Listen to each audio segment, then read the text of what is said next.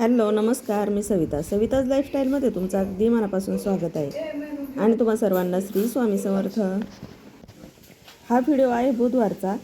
आज बाजार होता, बाजारात नेण्यासाठी चाललो होतो. सकाळपासून घर वगैरे आवरण्यात केलं आणि आता बरोबर 4 वाजले संध्याकाळचे. तर बाजार नेण्यासाठी केलो कारण उद्या आपल्याला धोंडे जेवण घालायचं. स्वयंपाकाला कोथिंबीर वगैरे लागणार होती, त्यासाठी गेलो होतो. बाजारातून आलो तोपर्यंत दीदीने थोडंसं आवरलेलं होतं. दरवाजा पुसायचा राहिला होता, खिडक्या पुसायचा राहिला होता, त्या सगळ्या दीदीने पुसून घेतल्या. आल्यानंतर सगळा बाजार निवडून घेतला. पिलू पण उठलेलं होतं, तिला घेऊन सगळ्या भाज्या निवडल्या. तोपर्यंत बबलूने चहा केला आणि सगळ्यांनी चहा घेतला. आणि मग त्यानंतर सामान आणण्यासाठी बबलू आणि साहेब गेले दुकानामध्ये.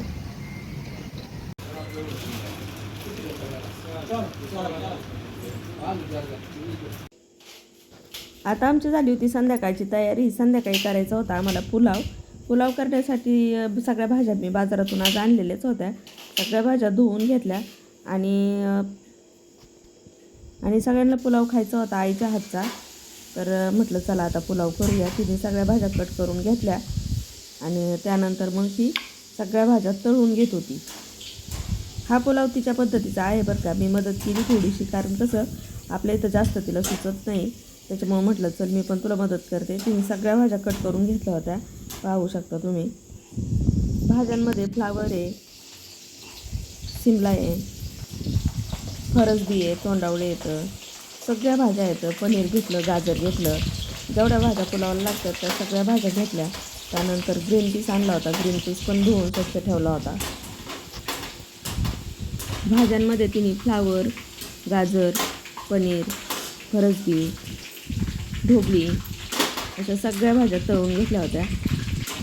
फक्त ग्रीन पीस तसाच ठेवलेला होता, कारण ग्रीन पीस ऑलरेडी थोडासा उकडलेला असतो, तर तो नाही तळून घेतला.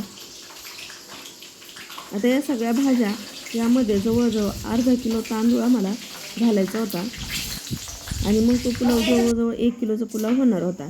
तर आता सगळ्या भाज्या तळून घेतल्या आईने आणि त्यानंतर मग मी म्हटलं चल मी टाकते फोडणी. तर मोठं पातेलं घेतलं आहे, त्यामध्ये 2 ते 2.5 पळ्यांनी तेल घातले. तेल थोडं जास्तच घातलं आहे बरं का, कारण पुलाव पण बराच होता, भाज्या पण भरपूर होत्या.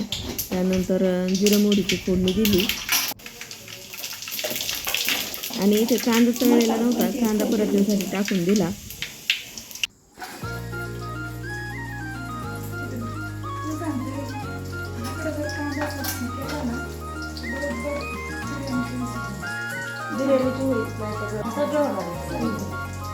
मिक्सरच्या पण असंच करायचं.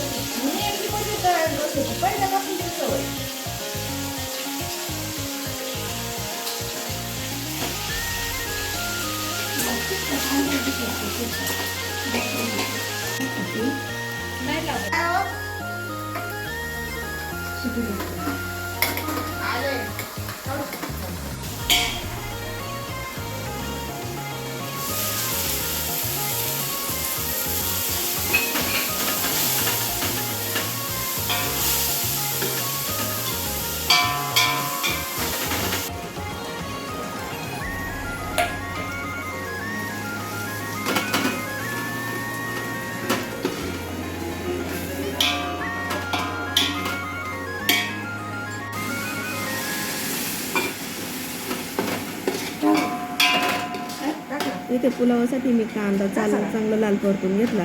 त्यानंतर सगळे बेसिक मसाले घालून घेतले आणि दुकानातून पुलाव मसाला आणलेला होता, तो पण थोडासा घालून घेतला.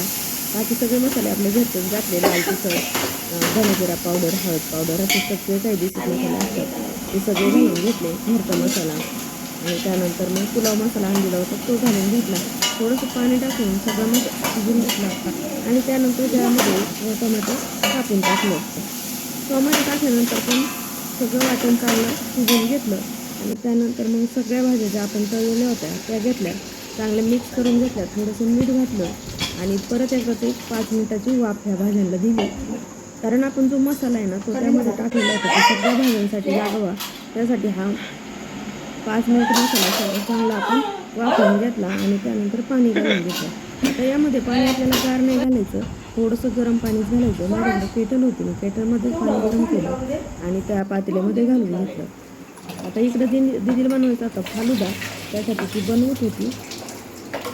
पाणी गरम घातल्यामुळे 2 मिनिटातच पाण्याला चांगली उकळी आली आणि यामध्ये आता आपल्याला तांदूळ सोडून द्यायचा आहे. तांदूळ स्वच्छ धुवून ठेवलेला होता आधीच एक 5 मिनिट, म्हणजे हे वाटण तयार करण्याच्या आधी मसाला मी परतण्यासाठी टाकला आणि तांदूळ धुवून ठेवले होते.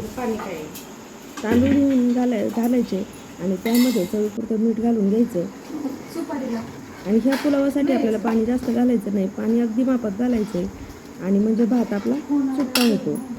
आपण काही तांदूळ आधी शिजून नाही घेतलेले, त्यामुळे भात थोडंसं तांदूळ धुवून आणि पाणी कमी टाकूनच आपल्याला हा पुलाव शिजवायचा आहे. आणि जास्त करून आपल्याला कमी गॅसवर वाफेवर हा पुलाव शिजवायचा आहे. तर आता मस्त असा कमी गॅसवर मी टाकला होता आणि एक 10 मिनिटात आपला भात रेडी झाला आहे.